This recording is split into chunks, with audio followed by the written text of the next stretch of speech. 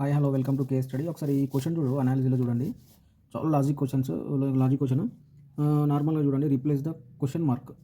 చూడండి ఎట్లా ఫాలో అవుతుందో చూద్దాం ఒకసారి. వచ్చేసి 5 డబల్ చేస్తే 10 అవుతుంది. 10 డబల్ చేస్తే ఇప్పుడు 5 ఉంది, 5 ఇంటూ 2 చేస్తే 10 అవుతుంది. అలానే 10 ఇంటూ 2 చేస్తే 20 అవుతుంది. సో డబల్ చేస్తే ఫాలో అవుతలేదు. సో ఒకసారి 5 ఇంటూ 2 చేద్దాము, 10 అవుతుంది.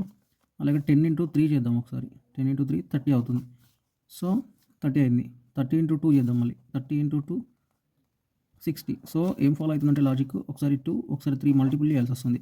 So 5 into 2 10, 10 into 3 10 into 3 30, 30 into 2 60, 60 into 3 చేస్తే 180. So what is that answer? 2 answer. 60 into 3 is equal to 180 our answer. Thank you.